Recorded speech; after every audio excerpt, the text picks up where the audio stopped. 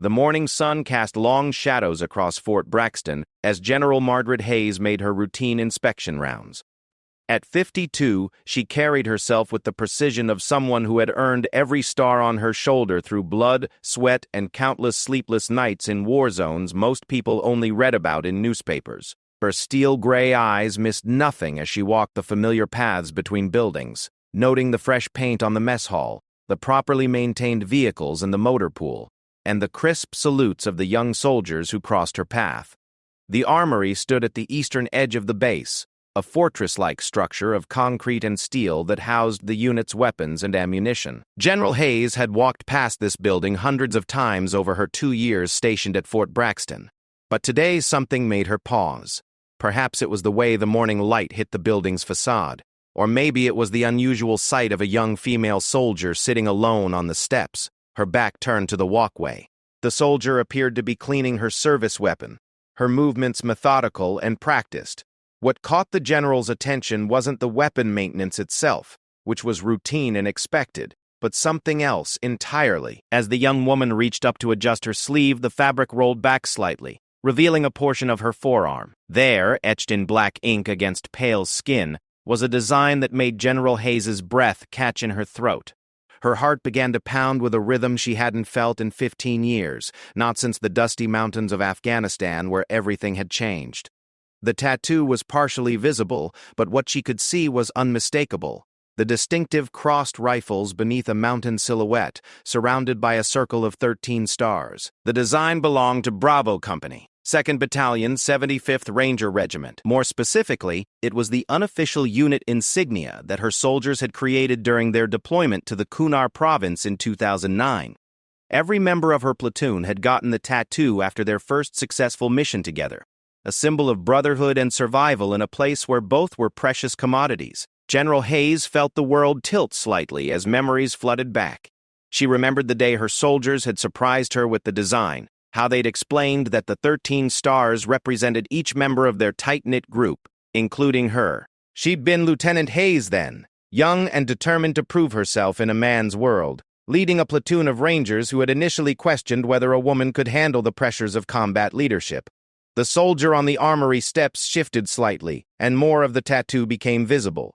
General Hayes could now see the small number 13 inches positioned just below the crossed rifles, and her knees nearly buckled. That number had special significance. She was the 13th member of the unit, the one they'd added to their brotherhood after she'd proven herself during a particularly brutal firefight that had lasted 18 hours. Questions raced through her mind like artillery fire. How could this young soldier have that tattoo? The design was unique to her old unit, something they'd created together in the relative safety of their forward operating base. None of them would have shared it with outsiders. It wasn't just a tattoo. It was a sacred symbol of survival, of bonds forged in combat that most people couldn't understand. The soldier appeared to be in her early 20s, with short auburn hair tucked neatly under her patrol cap.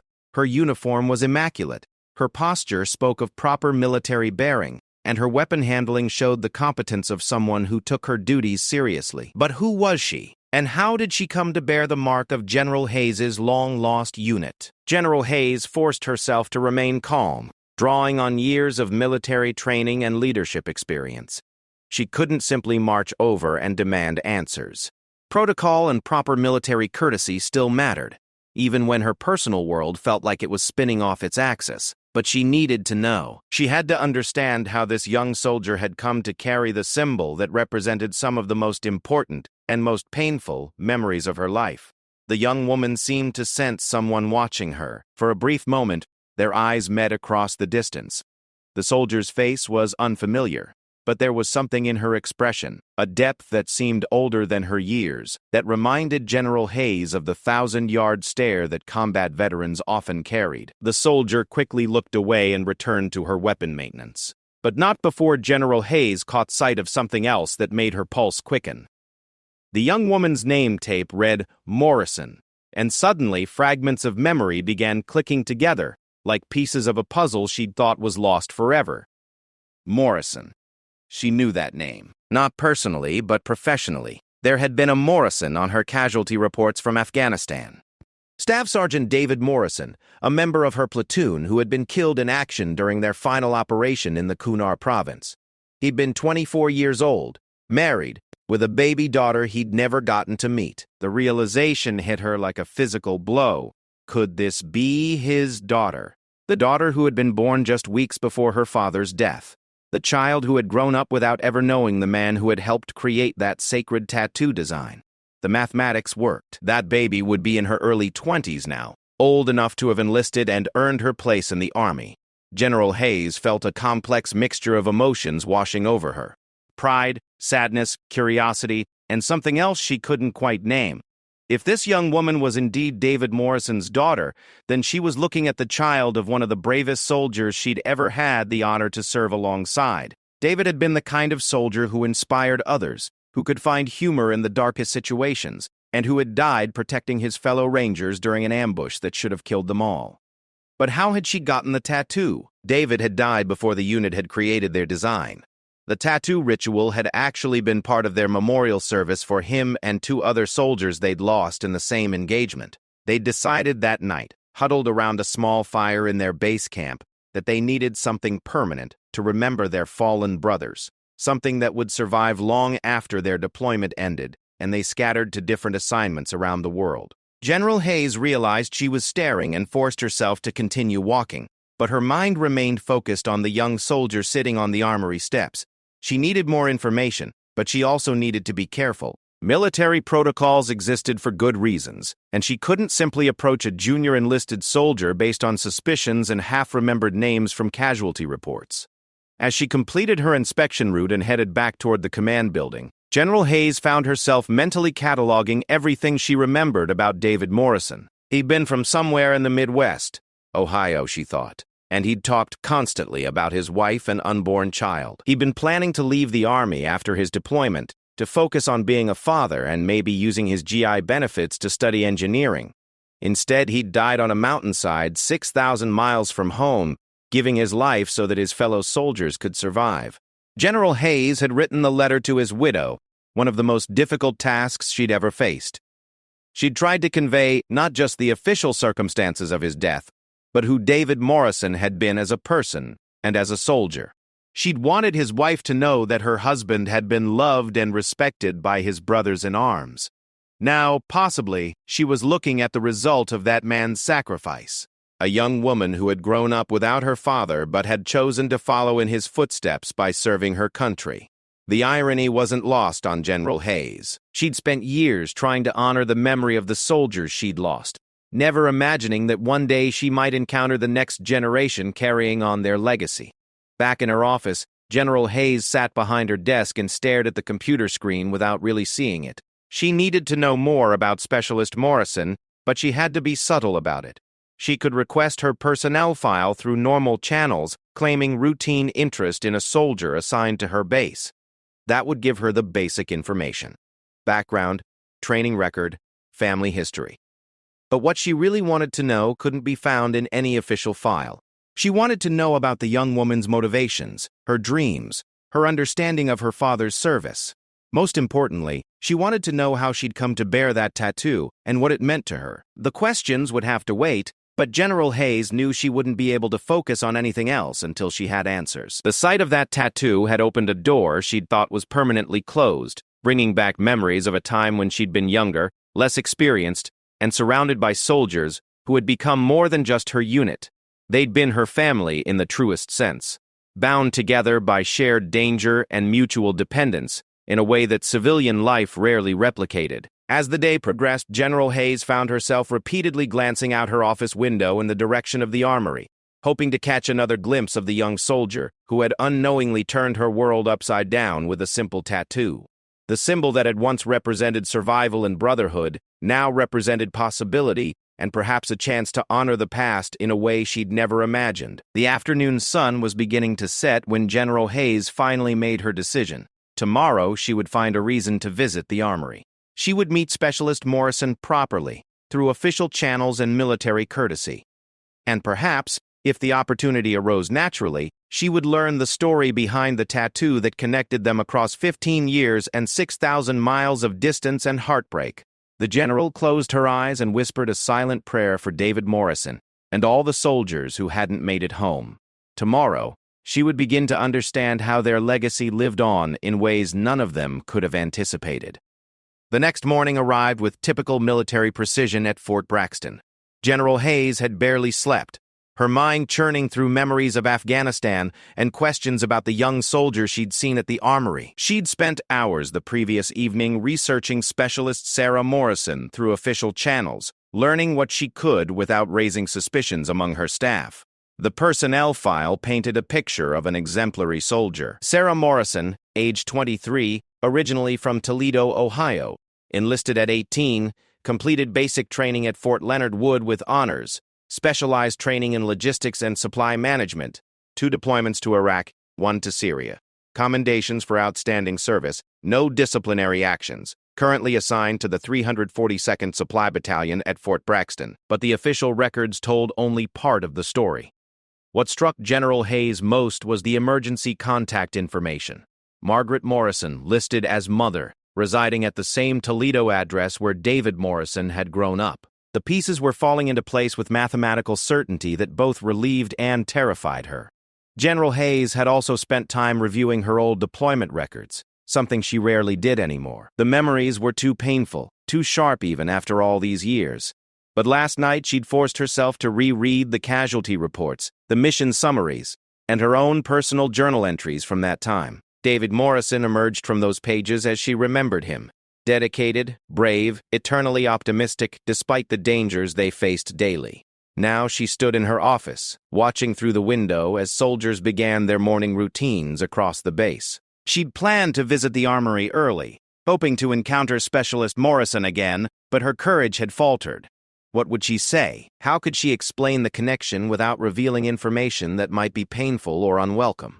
The decision was made for her when her aide knocked on the door with the day's schedule.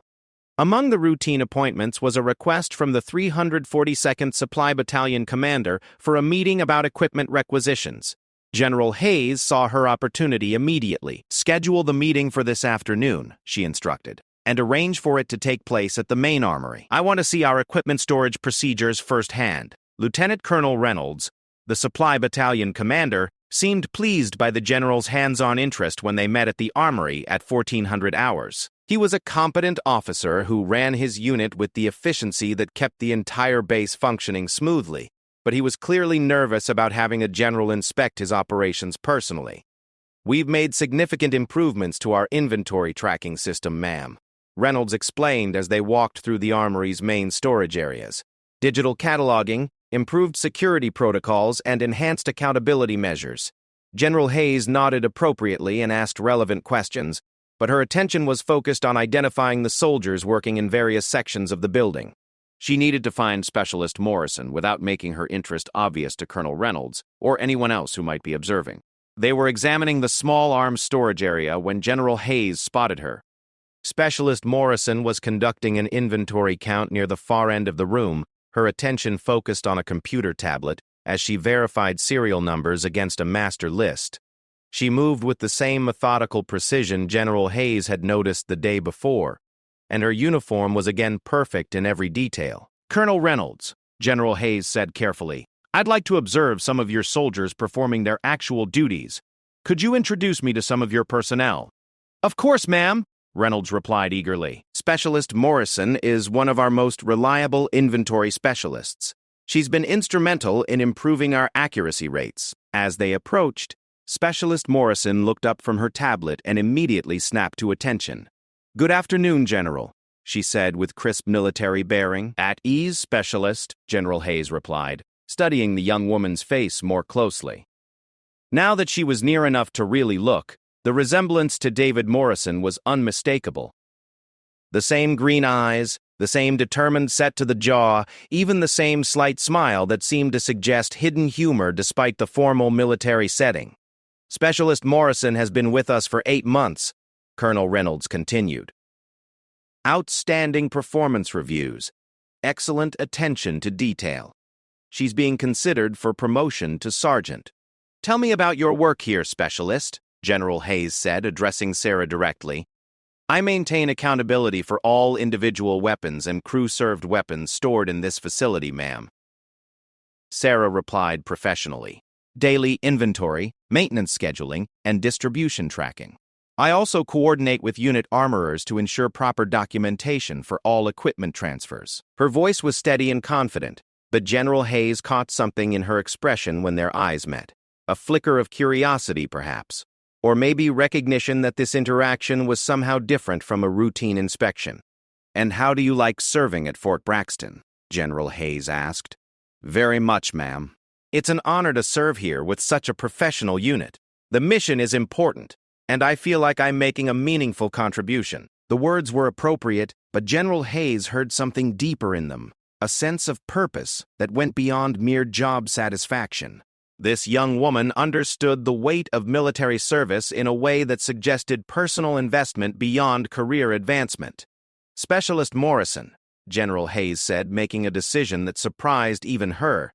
"Walk with me for a moment." Colonel Reynolds looked puzzled, but knew better than to question a general's request. General Hayes moved toward a quieter section of the armory, with Sarah falling into step beside her.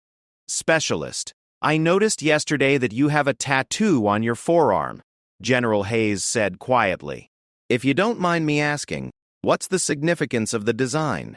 Sarah's step faltered slightly, and her hand moved unconsciously toward her sleeve. For a moment, uncertainty replaced her military composure. "Ma'am, it's connected to my father's service," she said carefully. "He was killed in Afghanistan when I was a baby. I got the tattoo to honor his memory and his unit." General Hayes felt her chest tighten. "What unit was your father assigned to?" "Bravo Company, 2nd Battalion, 75th Ranger Regiment, ma'am.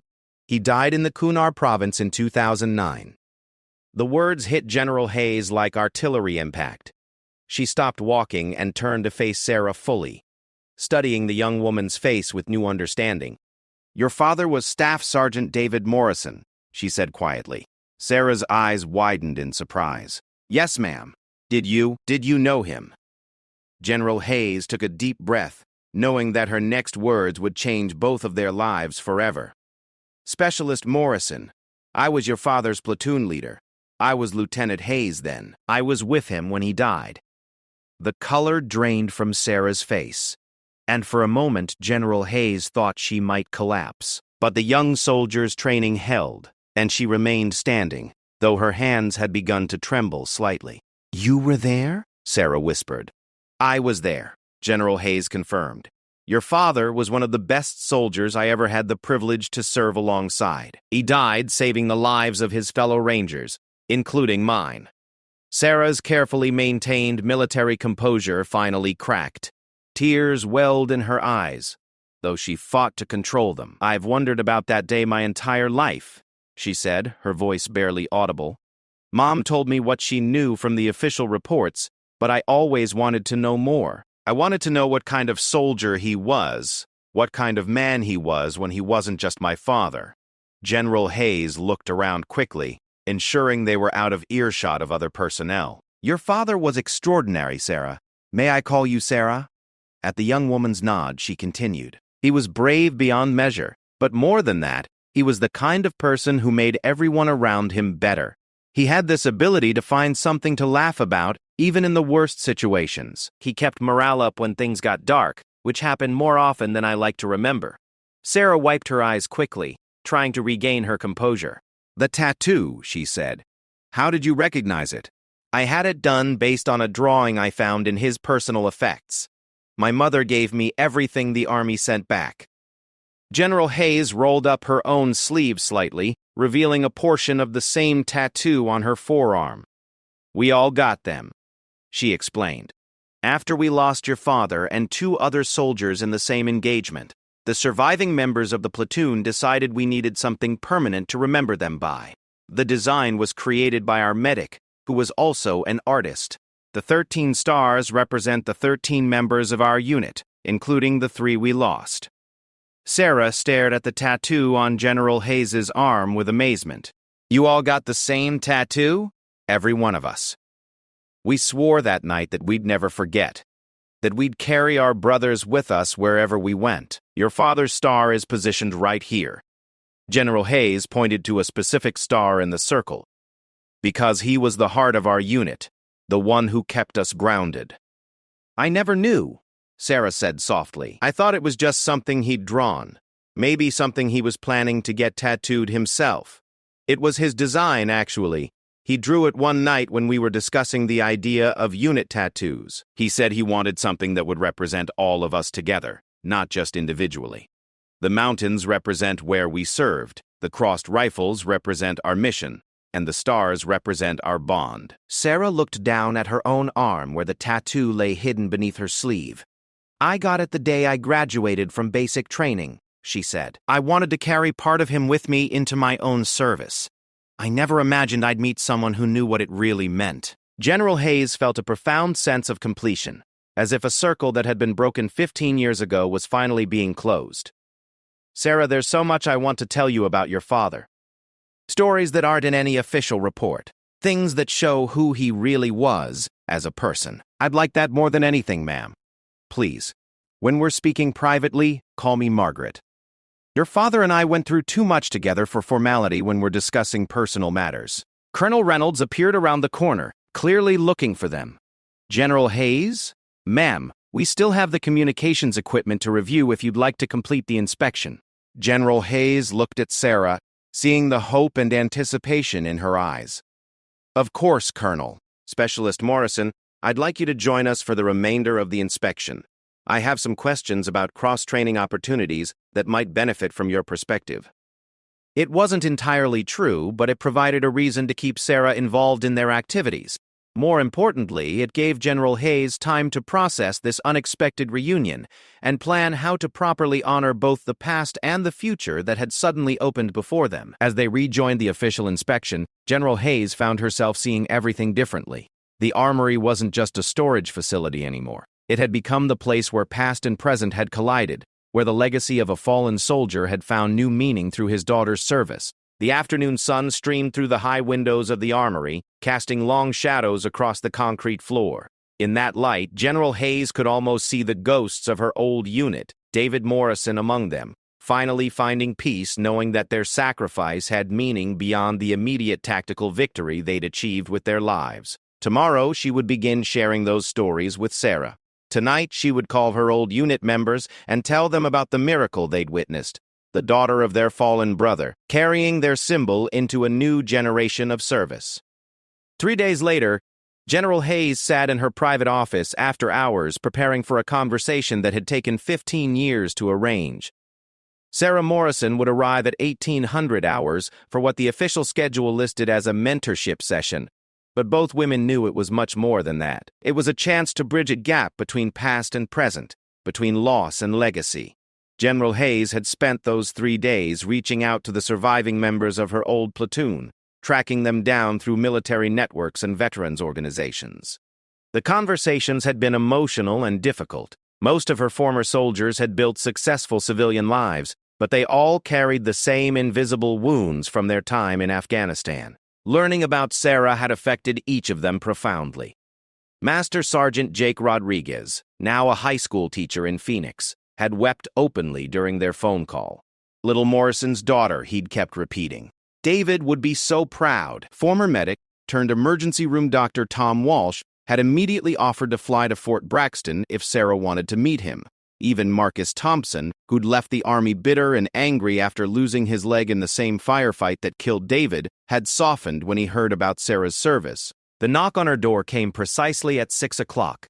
Sarah Morrison entered with perfect military bearing, but General Hayes could see the nervous energy beneath her composed exterior. She was out of uniform, wearing civilian clothes that made her look younger and somehow more vulnerable. Please, sit down. General Hayes gestured toward the comfortable chairs near the window, rather than the formal desk area. Would you like some coffee? Water? Coffee would be great, thank you, ma'am. Remember what I said about calling me Margaret when we're speaking personally? Sarah smiled nervously. It's going to take some practice. You're a general. General Hayes poured coffee from a service she'd set up earlier, noting how Sarah's eyes moved around the office, taking in the awards, photographs, and memorabilia that decorated the walls. Many of the photos were from Afghanistan, and Sarah studied them with obvious interest. "Is my father in any of these pictures?" Sarah asked quietly. General Hayes had anticipated this question and had spent considerable time selecting which photographs to display. She'd chosen carefully, picking images that showed David at his best, laughing with fellow soldiers, helping Afghan children, performing maintenance on equipment with his characteristic attention to detail. "Several of them," General Hayes replied, moving to a framed photo near the window. "This one was taken about a month before we lost him." The photograph showed the entire platoon gathered around a Humvee, everyone grinning despite the dust and heat visible in the background. David Morrison stood in the center of the group, his arm around two other soldiers, his smile wide and genuine. Sarah approached the photograph slowly, as if it were a religious artifact. When she reached it, she traced her father's face with one finger, tears beginning to flow down her cheeks. "He looks so young," she whispered. He was young, 24. But he was also incredibly mature in the ways that mattered. "Look at this picture, Sarah. See how the other soldiers are positioned around him? Your father was naturally someone people gravitated toward. He had this gift for making people feel like they belonged, like they were part of something important."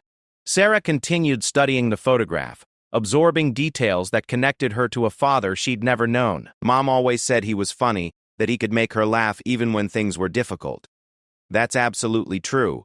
Your father could find humor in situations where most people would only see danger or hardship. There was this one time when we'd been pinned down for 6 hours during a particularly intense firefight.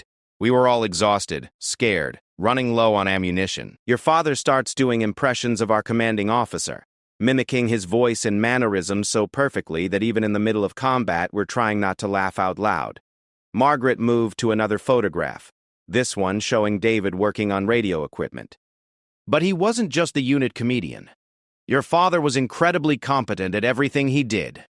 He understood that in combat, attention to detail could mean the difference between life and death for his brothers. He never took shortcuts, never compromised on quality, never let his sense of humor interfere with his professionalism." Sarah wiped her eyes and moved to join Margaret at the second photograph. "What was he like as a soldier? I mean, what made him special?" Margaret considered the question carefully. She'd thought about this a lot over the years, trying to understand what had made some soldiers exceptional while others merely adequate. "Your father had what we call situational awareness. He could read environment and understand threats, opportunities, and the mood of his fellow soldiers almost instinctively. But more than that, he had moral courage. He would speak up when something wasn't right, even if it meant challenging authority or making unpopular decisions." She paused, looking directly at Sarah. "There was an incident about 3 months into our deployment. We'd captured some suspected insurgents, and one of the soldiers in another unit was, let's say he was letting his anger get the better of him.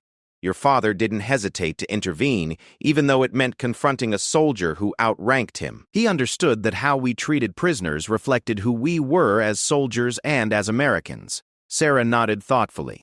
"That sounds like something Mom said he would do. She told me he once got in trouble in high school for standing up to bullies who were picking on younger kids. That's the David Morrison I knew, someone who couldn't stand by when people were being mistreated." Margaret returned to her chair and gestured for Sarah to join her. The formal part of their conversation was over. Now came the more difficult emotional territory. "Sarah, I need you to know that your father died a hero, but not in the way people usually mean that word. He didn't die in some glorious charge or dramatic last stand. He died doing his job, protecting his fellow soldiers, in a situation where heroism looked like quiet competence and selfless dedication." Sarah leaned forward, hungry for details she'd wondered about her entire life. "Can you tell me what happened?" Mom said the official reports were very brief. Margaret had dreaded this question but knew it was inevitable. She'd rehearsed various versions of the story, trying to find a way to convey the truth without traumatizing the daughter of the man she'd watched die. "We were conducting a patrol in a valley that intelligence said was clear of enemy activity. It wasn't. We walked into an ambush that had been carefully planned and executed. The enemy had positioned themselves on high ground on 3 sides of our route, and they opened fire when we were in the most vulnerable position possible." She paused, giving Sarah time to process before continuing. Your father was our communications specialist that day. When the shooting started, maintaining contact with our base became critical for calling in support and coordinating our response. The radio equipment was in our lead vehicle, which took heavy fire immediately. Your father didn't hesitate. He left his covered position and ran through enemy fire to reach the radio. Sarah's hands were clenched in her lap, but she was listening intently. He got the radio working and called in our situation. Because of his actions, helicopter support was dispatched immediately, instead of 20 or 30 minutes later when we might not have had anyone left to rescue. But he had to stay with the radio to maintain contact and coordinate the helicopter's approach. Margaret's voice grew softer. An enemy sniper had positioned himself specifically to target anyone who tried to use that radio. Your father knew this. He could see the muzzle flashes from the sniper's position. But he also knew that without radio contact, the entire patrol would be wiped out. So he stayed, Sarah said quietly. He stayed. He kept talking to the helicopters, giving them target information and guidance for where to land safely. Right up until the end, he was thinking about his fellow soldiers instead of his own safety. Sarah was crying now, but she was also smiling through her tears. That's exactly what Mom said he would do. She always told me that Dad would put other people first, even when it cost him. Margaret reached over and took Sarah's hand. Sarah, I want you to understand something important. Your father's death wasn't meaningless or random, because he maintained communications. Air support arrived in time to save 11 other soldiers. 11 men came home to their families because your father chose to stay at that radio. Do you ever think about what would have happened if he'd made a different choice? Margaret had thought about that question countless times over the years. Of course I do, but I also know your father well enough to understand that he couldn't have made a different choice. It wasn't in his nature to let other people die when he could prevent it. That's what made him the man he was, and it's why every soldier who served with him still talks about him 15 years later. Sarah looked around the office again, her eyes stopping on Margaret's military awards and decorations.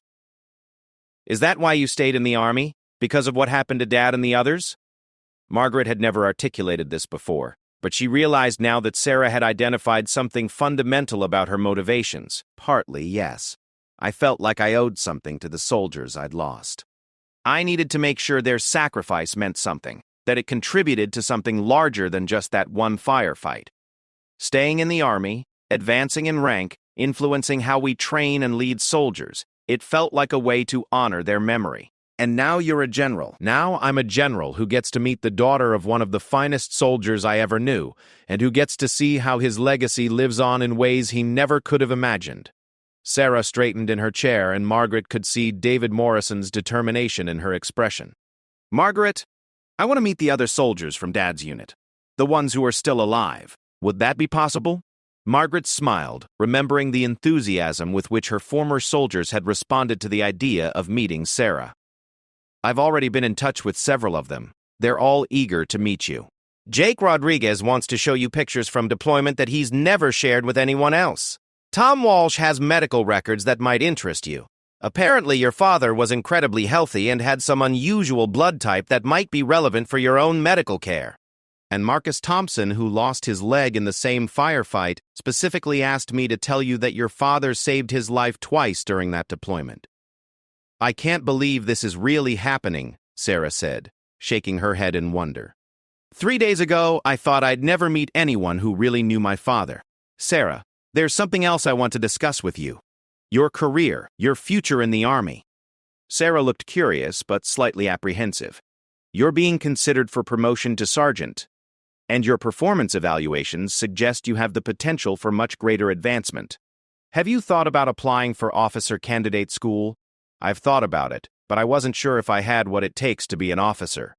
Margaret looked at this young woman who carried her father's courage and determination, who had chosen to serve her country despite growing up without a father because of that service.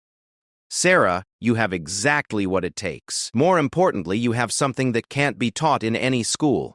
You understand why the mission matters.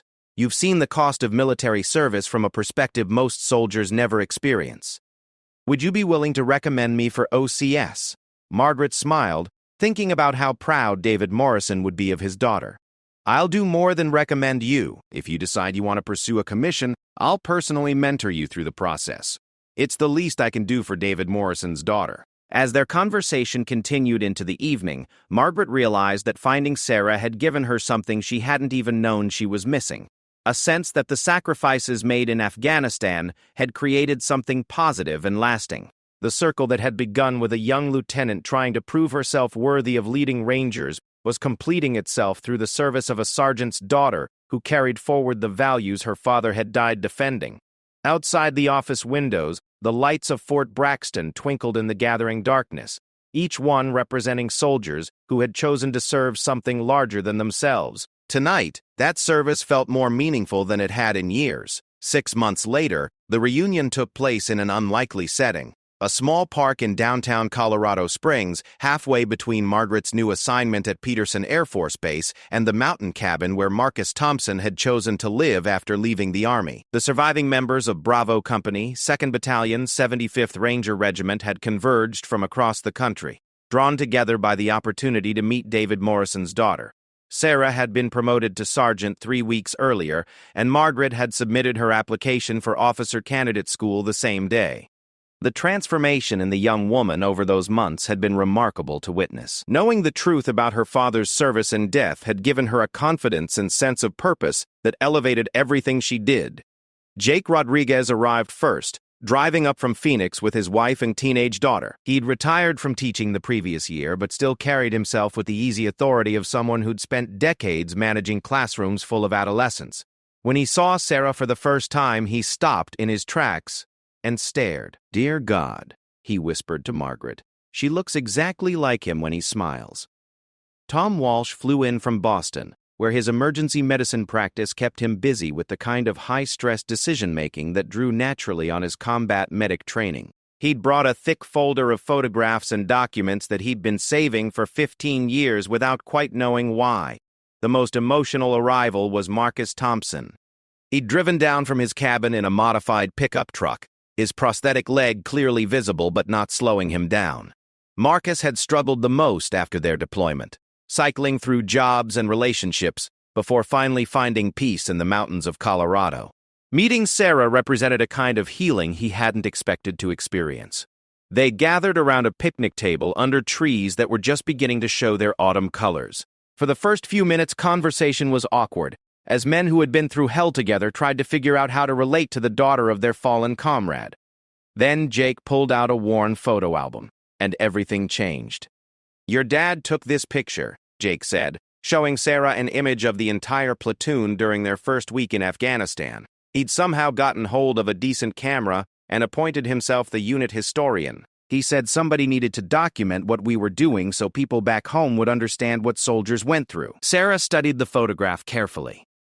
Everyone looked impossibly young, their gear still new, their faces unmarked by the stress of combat. "He looks so serious in this one," she observed. "That was before he figured out how to make us laugh," Tom said with a grin. "Give him 2 weeks, and he was doing comedy routines during briefings that had even the officers cracking up." Marcus, who had been quiet since arriving, finally spoke up. "Your father saved my life twice," he said simply. "Margaret probably told you about the day we lost him, but there was another time about a month earlier. I'd taken shrapnel in my leg during a firefight. Nothing too serious, but enough to slow me down.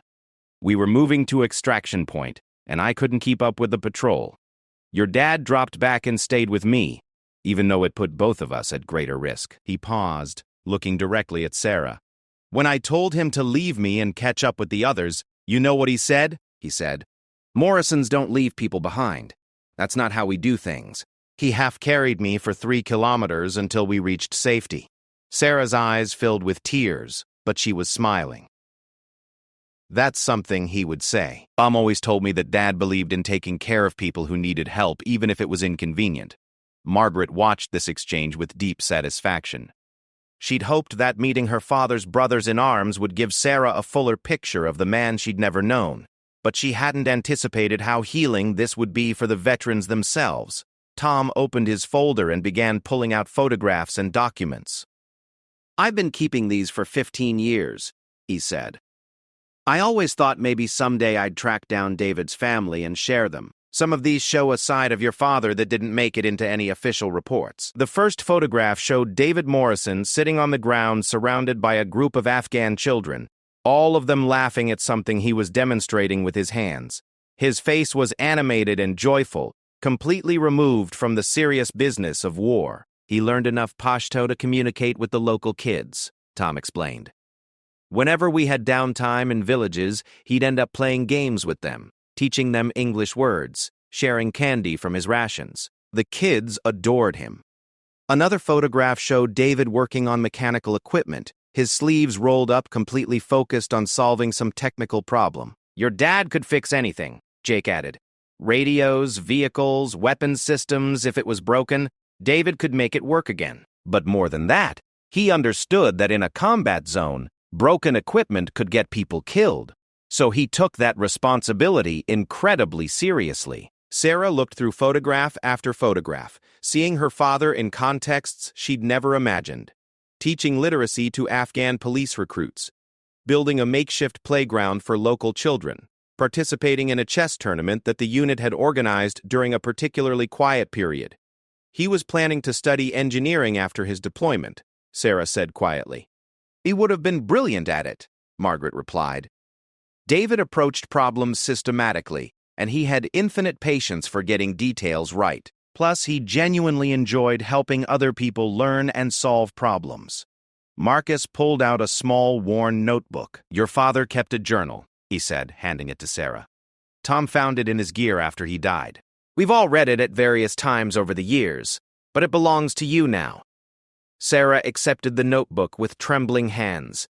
The cover was leather, stained and worn from months of handling in a war zone. Her father's name was written inside the front cover in neat block letters. I can't read this here, she said, clutching the journal to her chest. This is too important. I need to be alone when I read what he wrote. The men understood. They'd all had moments over the years when dealing with memories of their deployment required privacy and time to process. There's something else, Jake said, reaching into his backpack. He pulled out a folded flag, an American flag that had been carefully maintained and preserved. This flew over our base camp for the entire deployment, he explained. After your father died, we decided it should eventually go to his family. We've been carrying it around to reunions and memorial services for 15 years, waiting for the right moment to pass it on. Sarah accepted the flag with the reverence it deserved, understanding intuitively that this represented something beyond mere symbolism. Mom's going to want to see this, she said softly. How is your mother? Margaret asked. I wrote to her after David's death, but we lost touch over the years.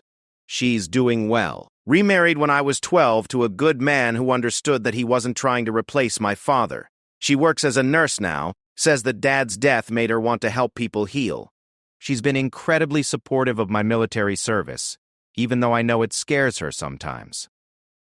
Tom leaned forward with interest. A nurse? That makes sense. David used to say that his wife was the strongest person he knew, that she could handle anything life threw at her. She had to be strong, Sarah replied. Raising a child alone while dealing with her own grief couldn't have been easy. But she made sure I grew up knowing that Dad died for something important, that his sacrifice mattered. The conversation continued for hours as the men shared story after story about David Morrison. They talked about his practical jokes, his skill at poker, his tendency to volunteer for extra duties when he thought it would help the unit.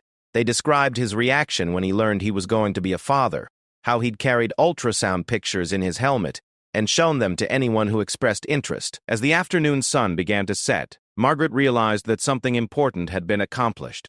These men had been carrying their memories of David Morrison for 15 years, unsure how to honor his sacrifice or process their own survival guilt. Meeting Sarah had given them a way to transform those memories into something positive and forward-looking. Sarah, Marcus said as they prepared to part ways, I want you to know that every success I've had since leaving the Army, every day I've been able to enjoy this beautiful country we live in, every moment of peace I've experienced, all of that exists because your father was willing to stay at that radio.